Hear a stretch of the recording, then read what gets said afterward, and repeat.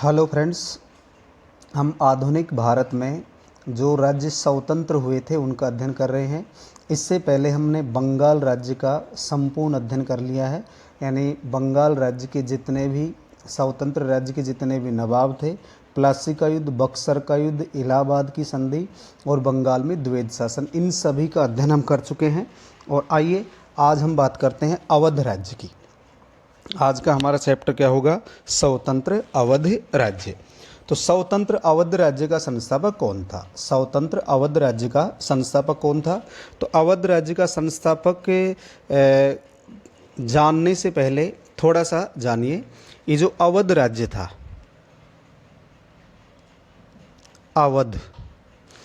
अवध की जो सीमाएं हैं, यानी कहाँ से कहाँ तक इसकी सीमाएं हैं। अगर हम पश्चिम भाग में बात करें, पश्चिम में ये कन्नौज से शुरुआत होती है। अवध की पश्चिम की सीमा कन्नौज से शुरू होती है और पूर्व में कर्मनाशा नदी तक, कर्मनाशा नदी।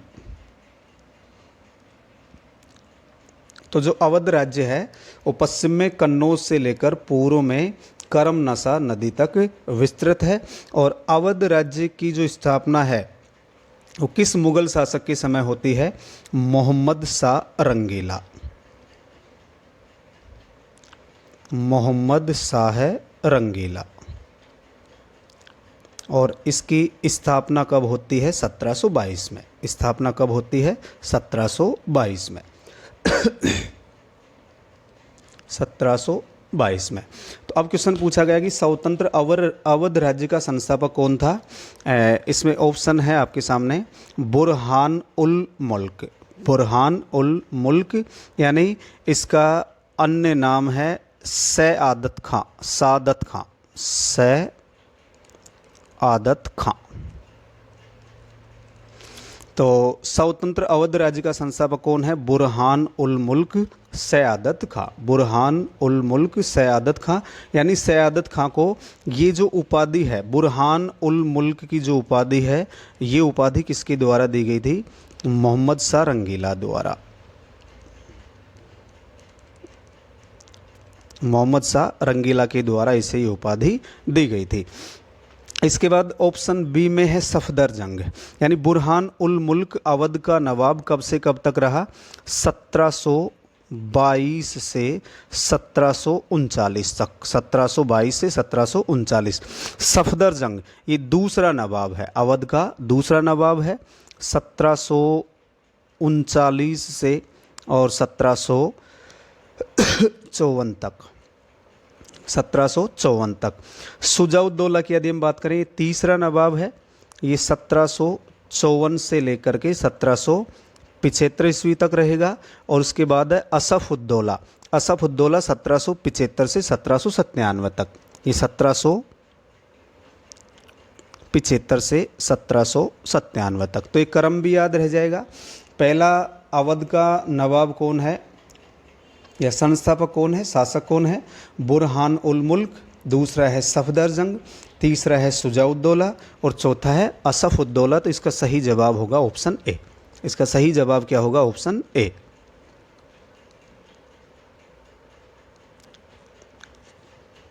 निम्न में से कौन सा कथन सत्य नहीं है? निम्न में से कौन सा कथन सत्य नहीं है? अवध मराठों एवं अंग्रेजी राज्यों के बीच एक बफर स्टेट के रूप में अवस्थित था। अवध मराठों और अंग्रेजी राज्यों के बीच एक बफर स्टेट के रूप में स्थित था। मोहम्मद शाह रंगीला के शासनकाल में अवध के स्वतंत्र राज्य का निर्माण हुआ। नादिर शाह के आक्रमण के समय मुगल बादशाह ने सआदत खां को दिल्ली बुलाया था। यानी जो अवध में स्वतंत्र राज्य का संस्थापक है सआदत खां अथवा बुरहान उल मुल्क। बुरहान उल मुल्क, जिसका मूल नाम मीर मोहम्मद आमीन था। इसका मूल नाम क्या था? मीर मोहम्मद आमीन। मीर मोहम्मद आमीन था। और ये ईरान का शिया समुदाय से था। ईरान के शिया समुदाय से था। चौथा ऑप्शन है शहादत खान ने लखनऊ को राजधानी बनाया। लखनऊ को राजधानी नहीं बनाया, इसने राजधानी किसको बनाया था? फैजाबाद को। ध्यान रखना है, अवध की राजधानी किसको बनाया गया था? फैजाबाद को। अगर हम लखनऊ की बात करें, लखनऊ को राजधानी बनाने वाला यहाँ का चौथा शासक होगा, जिसका नाम क्या है? आसफ उद्दौला। आसफ उद्दौला। तो ध्यान रखना है, लखनऊ को राजधानी कब बनाया जाएगा? 1775 में बनाया जाएगा। कब बनाया जाएगा? 1775 में। तो इनकी प्रारंभिक राजधानी लखनऊ न होकर क्या थी? फैजाबाद। तो हमसे पूछा गया कि कौन सा कथन सत्य नहीं है, तो इसका उत्तर हो जाएगा डी, ऑप्शन डी होगा।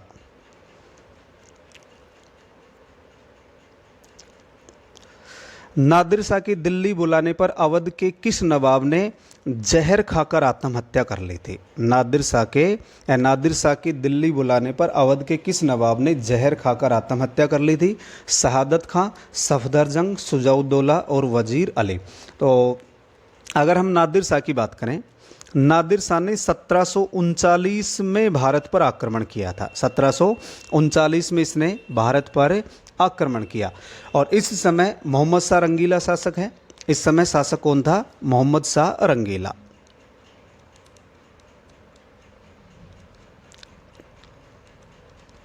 मुगल शासक कौन है इस समय? मोहम्मद शाह रंगीला। तो मोहम्मद शाह रंगीला के द्वारा इस समय आक्रमण किया गया था। यद्यपि शहादत खां को दिल्ली भी बुला लिया गया था। अब शहादत खां ने नादिर शाह से दिल्ली आक्रमण करने को प्रेरित किया था। यानी ये जो शहादत खां है, इसने नादिर शाह को प्रेरित किया कि आप कहाँ आक्रमण करो। नादिर शाह को इसने प्रेरित किया, और प्रेरित क्या किया कि आप दिल्ली पर आक्रमण करो, आपको 20 करोड़ रुपए मिलेगा। अगर दिल्ली पर आक्रमण करोगे तो आपको कुल खजाने के रूप में कितना मिलेगा? 20 करोड़। तो नादिर शाह ने आक्रमण किया और उसे 20 करोड़ नहीं मिला, तो नादिर शाह ने इससे रुपए की मांग की, धन की मांग की कि मुझे आक्रमण के दौरान धन प्राप्त नहीं हुआ। इसीलिए धन की मांग से दुखी होकर शहादत खां ने आत्महत्या कर ली थी। शहादत खां ने आत्महत्या कर ली थी। वो कहावत है, इसने उड़ता तीर बेवजह ले लिया। उड़ता तीर ले लेना, ये क्या है? शहादत खां की ये आदत थी, और ये आदत ही इसकी आत्महत्या का कारण बने।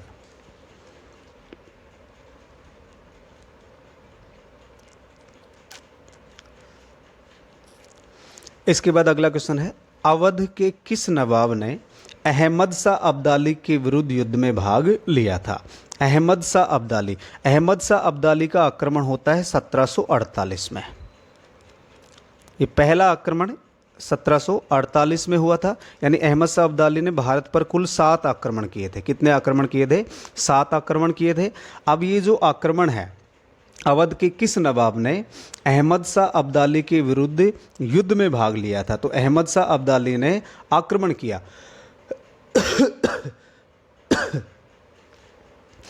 तो इस युद्ध में किसने भाग लिया था? इस युद्ध में किसने भाग लिया था? क्वेश्चन ये पूछा गया है कि इस युद्ध में अवध के किस नवाब ने भाग लिया था? तो 1748। ये क्वेश्चन वैसे ही क्लियर हो जाएगा, क्योंकि सफदर जंग का जो समय है वो 1739 से 1754 है, और इसने आक्रमण कब किया है? 1748 में। तो इसका सही जवाब हो जाएगा सफदर जंग। इसका सही जवाब क्या होगा? सफदर जंग। अगर हम सफदर जंग की बात करें, ये अवध का दूसरा नवाब है, और ये सादत खां का भतीजा और दामाद था। सादत खां का भतीजा भी है और उसका दामाद भी है। इसका दामाद भी है, और इसका वास्तविक नाम क्या था? मोहम्मद मुकीम। इसका वास्तविक नाम था मोहम्मद मुकीम। तो इस सफदर जंग का वास्तविक नाम था। ध्यान रखना है, ये उसका पुत्र नहीं है, उसका भतीजा और दामाद है। तो सफदर जंग ने 1748 में किसके विरुद्ध युद्ध में भाग लिया है? किसके विरुद्ध? अहमद शाह अब्दाली के विरुद्ध युद्ध में भाग लिया था। इसीलिए सफदर जंग को मुगल शासक अहमद शाह, इस समय मुगल शासक भी कौन है? अहमद शाह। अहमद शाह ने इसे अपना वजीर बनाया था। अहमद शाह ने इसे अपना वजीर बनाया था, इतना ध्यान रखना है। इसका सही जवाब हो जाएगा सफदरजंग।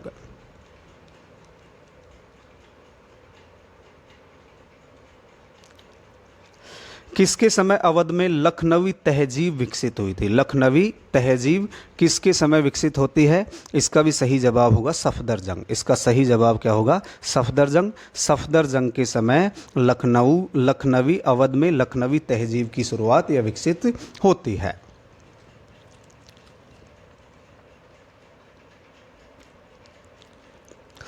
अवध के किस नवाब ने मुगल सम्राट शाह आलम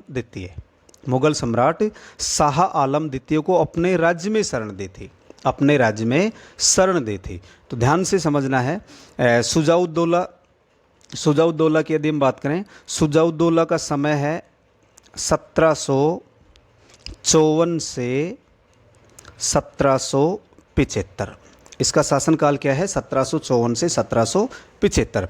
तो शुजाउद्दौला ने आलम शाह द्वितीय को शरण दी थी। और कब शरण दी थी? 1759 में। 1759 में शरण दी थी। कब दी थी शरण? 1759 में। यानी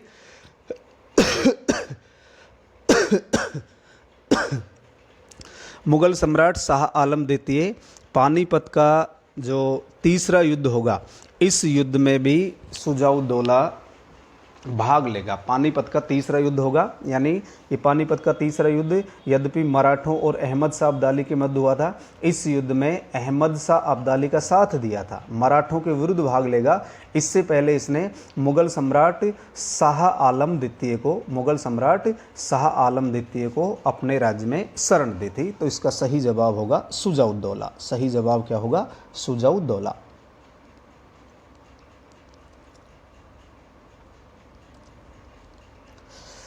पानीपत के तृतीय युद्ध में कर लेना। पानीपत के तृतीय युद्ध में शुजाउद्दौला ने मराठों के विरुद्ध अहमद शाह अब्दाली का साथ दिया था। तो पूछा गया कि पानीपत का तीसरा युद्ध कब होता है? 1761 में।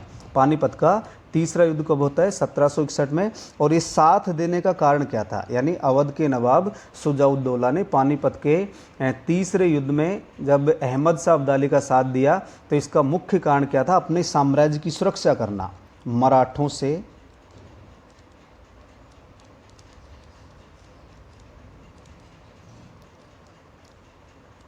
साम्राज्य की सुरक्षा। मराठे निरंतर आक्रमण कर रहे थे, इसलिए मराठों से साम्राज्य की सुरक्षा के लिए इसने पानीपत के तीसरे युद्ध में किसका साथ दिया था? अहमद शाह अब्दाली का साथ दिया था। इसी प्रकार यदि हम बात करें, इसी शुजाउद्दौला ने बंगाल के नवाब, जिसको गद्दी से हटा दिया गया है, बंगाल का नवाब कौन था? मीर कासिम, इसको भी शरण दी थी। बंगाल के नवाब मीर कासिम को भी किसके द्वारा शरण दी गई थी? शुजाउद्दौला के द्वारा शरण दी गई थी। तो शरण कब दी गई है? अगर हम इसकी बात करें, मीर कासिम को शरण कब दी गई है? बक्सर युद्ध से पहले। बक्सर के युद्ध से पहले, यानी इसने बक्सर के युद्ध में मीर कासिम का साथ भी दिया है। 1764 में होता है बक्सर का युद्ध, 1761 में इसने भाग लिया है, 1759 में शाह आलम द्वितीय को शरण दी है। यानी अगर हम इन वर्षों की बात करें तो इसमें आ जाएगा मुगल सम्राट शाह आलम सेकंड, इसको शरण दी है। 1761 में इसने अहमद शाह अब्दाली का साथ दिया। 1764 की यदि हम बात करें, 1764 में युद्ध होता है बक्सर का युद्ध। 1764 में बक्सर का युद्ध हुआ और इस युद्ध में शुजाउद्दौला ने बंगाल के गद्दी से या पदच्युत नवाब मीर कासिम को अपने राज्य में शरण दी और इस युद्ध में इसने भाग लिया था, लेकिन ये पराजित हो जाते हैं, वो बात अलग है। 1765 की यदि हम बात करें, 1765 में क्लाइव, जो बंगाल का गवर्नर है, क्लाइव ने अवध के नवाब शुजाउद्दौला से कड़ा और इलाहाबाद के ज़िले ले लिए थे। इसकी चर्चा हम कर चुके हैं। कड़ा और इलाहाबाद के ज़िले ले लिए और ये ज़िले किसको सौंप दिए थे? मुग़ल शासक को। तो मुग़ल शासक कौन है? शाह आलम द्वितीय। मुग़ल शासक कौन है? शाह आलम द्वितीय।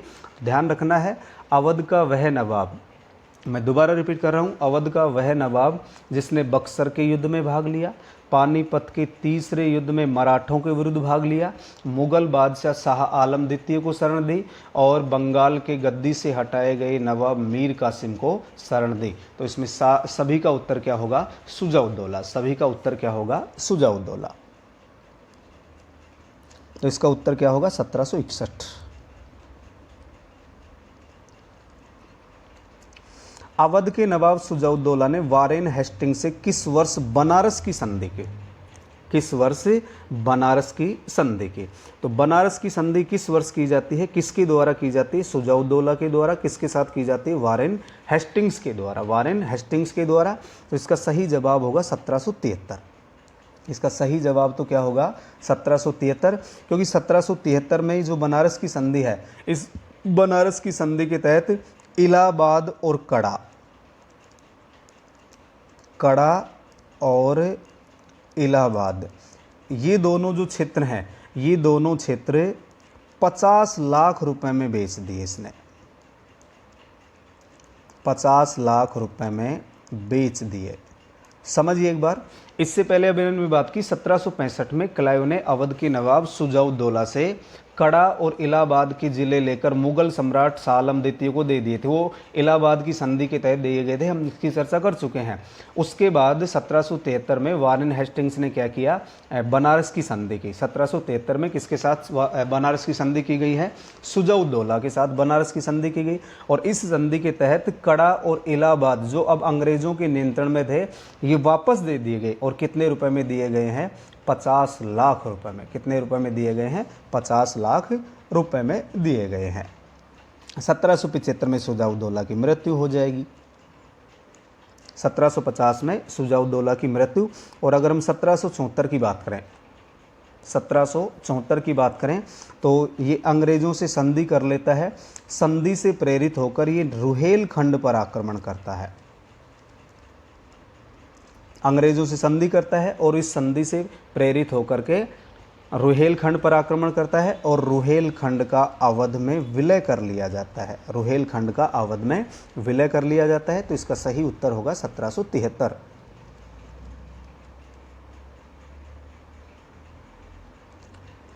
अवध का नवाब जिसने अपनी राजधानी फैजाबाद से लखनऊ में स्थानांतरित की।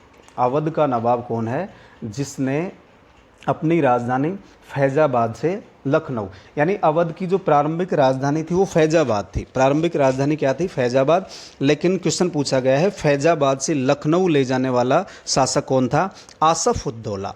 शासक कौन है? आसफ-उद-दौला। और आसफ-उद-दौला का समय है 1775 से 1797। इसका शासनकाल क्या है? 1775 से 1797। तो इसने अपनी राजधानी फैजाबाद से कहाँ स्थानांतरित कर दी? लखनऊ में। और कब स्थानांतरित की है? 1775 में। स्थानांतरित किस वर्ष में की है? 1775 में। और 1775 में ही ये अंग्रेज़ों के साथ कौन सी संधि कर लेगा? फैजाबाद की संधि। अंग्रेज़ों के साथ इसने फैजाबाद की संधि कर ली थी 1775 में।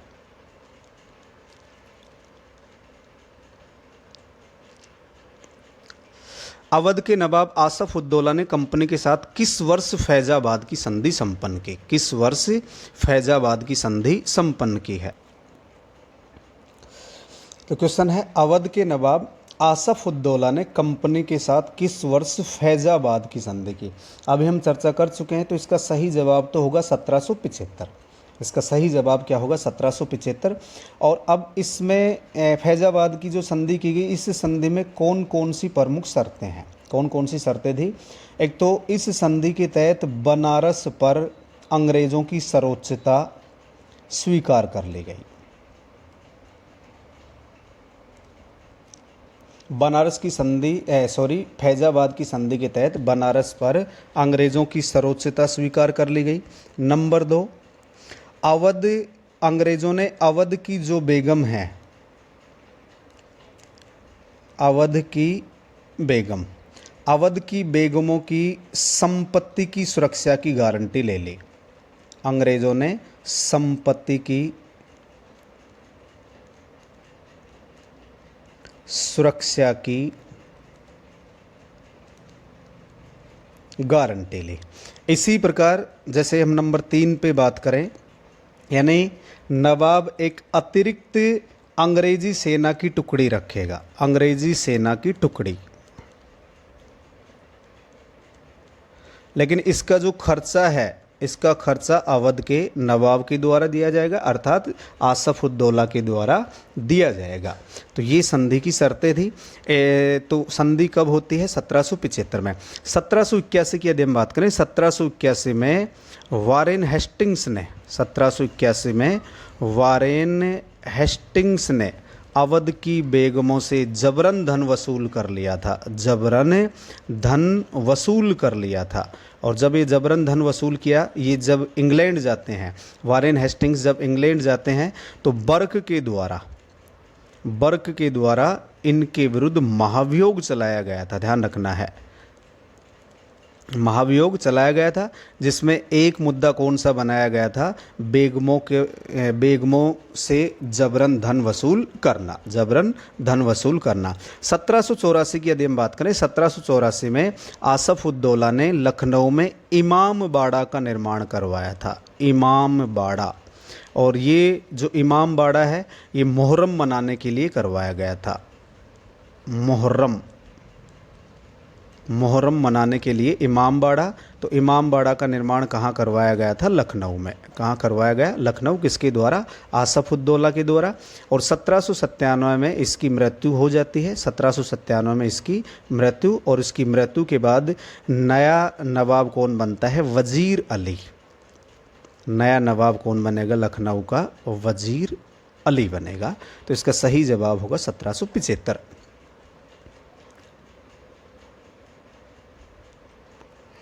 अवध के किस नवाब के समय वारेन हेस्टिंग्स के आदेश पर अवध की बेगमों से जबरन धन वसूल करने का या वसूलने का आदेश दिया गया था? इसकी चर्चा अभी हम कर चुके हैं। इसका उत्तर क्या होगा? आसफ उद्दौला। और ये कार्य कब, ये आदेश कब दिया गया था? 1781 में दिया गया था। इसीलिए वारेन हेस्टिंग्स पर ब्रिटेन में महाभियोग चलाया गया। और महाभियोग में एक प्रमुख कारण क्या था? जबरन धन वसूली करना। तो बर्क के द्वारा इंग्लैंड में इसके विरुद्ध महाभियोग चलाया जाता है। किसके द्वारा? बर्क के द्वारा।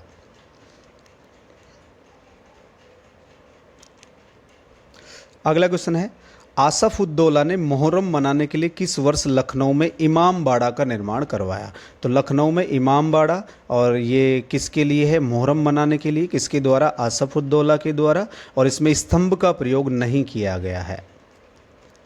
इमाम बाड़े में स्तंभ का प्रयोग नहीं किया गया है। तो इसका सही जवाब होगा 1784। अभी हम चर्चा कर चुके हैं 1784 में।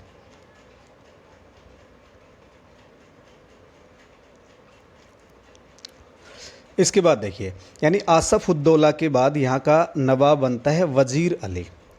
और इस समय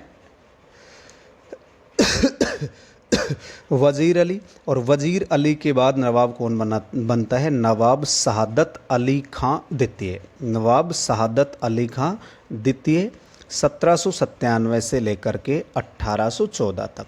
इसका समय क्या है? 1797 से लेकर के 1814 तक। और ये जो नवाब शहादत अली खां द्वितीय है, इसने किसकी सहायता से गद्दी प्राप्त की थी? Sir John Shore. Sir John Shore, इसकी सहायता से इसने गद्दी प्राप्त की थी। तो अब क्वेश्चन क्या पूछा गया कि वेलेजली की सहायक संधि को इसने किस वर्ष स्वीकार किया था? किस वर्ष स्वीकार किया था? यद्यपि सहायक संधि की शुरुआत होती है, सहायक संधि की शुरुआत वेलेजली द्वारा कब की जाती है? 1798 में। इसे स्वीकार करने वाली पहली रियासत कौन सी है? हैदराबाद है, हैदराबाद। लेकिन इसने कब स्वीकार की? 1801 में। ध्यान रखना है, लॉर्ड वेलेजली की सहायक संधि को स्वीकार करने वाला अवध का नवाब कौन था? शहादत अली खान द्वितीय। शहादत अली खान द्वितीय। और इस शहादत अली खान द्वितीय की यदि हम बात करें, इसने अवध के राजा की उपाधि धारण की थी। अवध का राजा, ये इसने उपाधि धारण की थी। अवध का राजा की इसने उपाधि धारण की थी। और इसने 1801 में सहायक संधि को स्वीकार कर लिया था। इसके बाद क्वेश्चन है, अवध का अंतिम नवाब कौन था? अवध का अंतिम नवाब कौन था? नासिरुद्दीन हैदर। नासिरुद्दीन हैदर, तो ये तो 1827 से 1837 तक नवाब रहा। उसके बाद है मोहम्मद अली शाह, ये 1837 से 1842 तक नवाब रहा।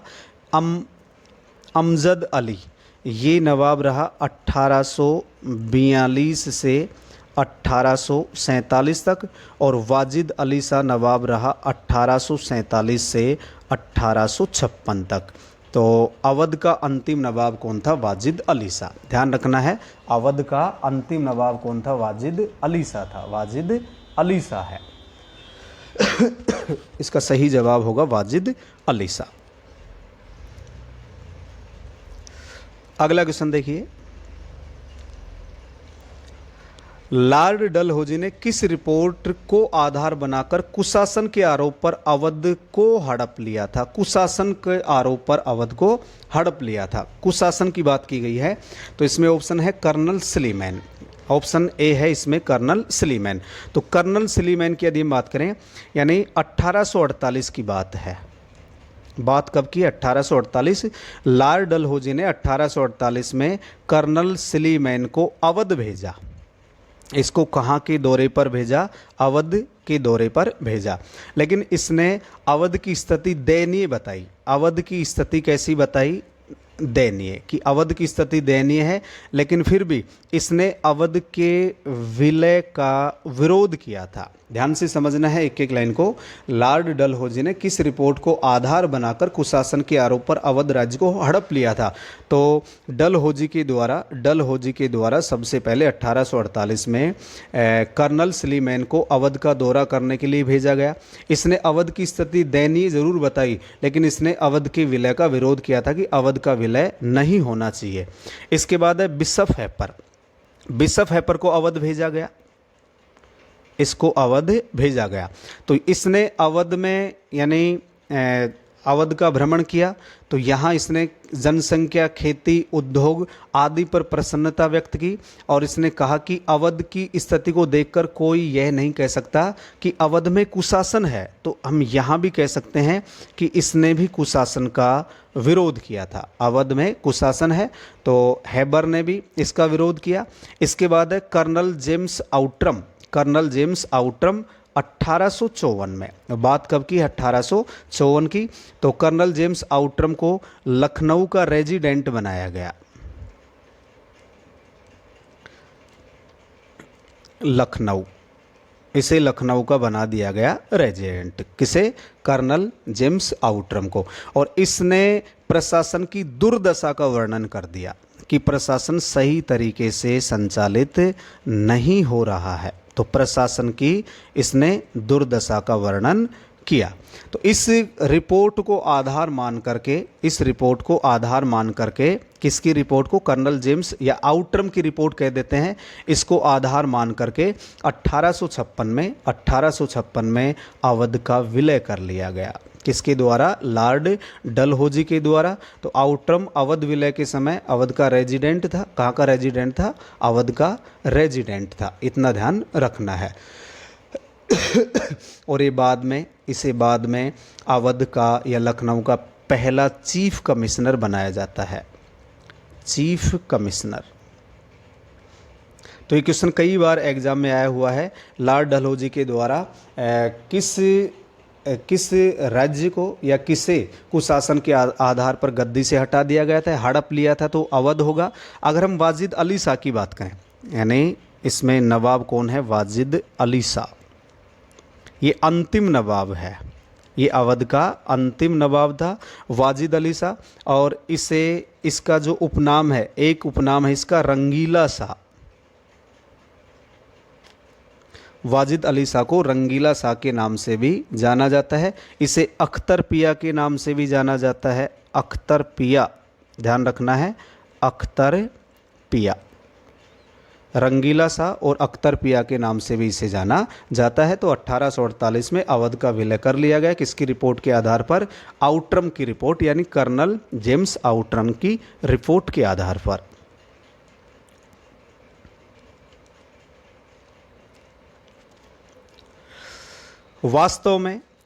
वास्तव में लॉर्ड डलहौजी का यह कार्य अत्यंत निंदनीय था। अवध राज्य को हस्तगत करने के लिए उसने जिस अनीति और अत्याचार का प्रदर्शन किया, डलहौजी का यह कार्य अत्यंत निंदनीय था। अवध राज्य को हस्तगत करने के लिए उसने जिस अनीति और अत्याचार का प्रदर्शन किया, उसकी क्षमता इतिहास में बहुत कम मिलेगी। तो ये कथन किसका है? डॉक्टर ईश्वरी प्रसाद का। ये कथन किसका है? यानी आलोचना की जा रही है, लॉर्ड डलहौजी की आलोचना की जा रही है। अगर हम अवध की बात करें, अवध अंग्रेजों के लिए कामधेनु गाय के समान था। कामधेनु गाय के समान था। यानी अवध ने संकट के समय में अंग्रेजों की आर्थिक सहायता की। संकट के समय में अंग्रेजों की आर्थिक सहायता अर्थात अंग्रेजों के लिए धाय की भूमिका निभाई थी इन्होंने। और अवध को अंग्रेज बफर स्टेट के रूप में उपयोग में लेते थे। बफर स्टेट के रूप में उपयोग में लेते थे। इसी प्रकार जो अंतिम नवाब था वाजिद अली शाह, जो अंतिम नवाब है वाजिद अली शाह, इसे 12 लाख रुपए की पेंशन देकर कहाँ भेज दिया गया? कलकत्ता भेज दिया गया। ध्यान रखना है, कलकत्ता भेज दिया गया। और अवध का विलय डलहौजी के लिए एक सबसे बड़ी राजनीतिक भूल बताई गई है। तो अवध को कुशासन के यानी बेवजह आउट्रम की रिपोर्ट के आधार पर इसे विलय कर लिया गया, जबकि कर्नल सलीमैन ने इसका विरोध किया, बिशप हैबर ने इसका विरोध किया, लेकिन फिर भी लॉर्ड डलहौजी के द्वारा अवध का विलय कर लिया गया। तो ये था अवध राज्य। तो अवध में स्वतंत्र राज्य का संस्थापक सयादत खां था, जिसका अन्य नाम था बुरहान उल मुल्क। 1722 में अवध की प्रारंभिक राजधानी फैजाबाद थी और फैजाबाद के स्थान पर लखनऊ को राजधानी बनाने वाला आसफ उद्दौला था। आसफ उद्दौला ने ही लखनऊ में इमामबाड़ा का निर्माण करवाया था, जिसका मुख्य वास्तुकार कौन था? किफ़ायतुल्ला था। और आसफ उद्दौला के समय ही वारेन हेस्टिंग्स ने अवध की बेगमों से जबरन धन वसूल किया और धन वसूल करने की वजह से बरक ने इनके ऊपर महाभियोग चलाया था। कहाँ? इंग्लैंड में। शुजाउद्दौला की यदि हम बात करें, शुजाउद्दौला पानीपत के तीसरे युद्ध में अहमद शाह अब्दाली का साथ देता है। इसने मुगल शासक को शरण दी, यानी शाह आलम द्वितीय को शरण दी। इसी प्रकार इसने बक्सर के युद्ध में भाग लिया। कौन से युद्ध में भाग लिया? बक्सर के युद्ध में। और अवध का नवाब जिसने 1801 में वेले-जले की सहायक संधि को स्वीकार किया, उसका नाम था शहादत अली खां द्वितीय। और अंतिम नवाब कौन था? वाजिद अली शाह, जिसे कुशासन के आधार पर लॉर्ड डलहौजी के द्वारा हड़प लिया गया।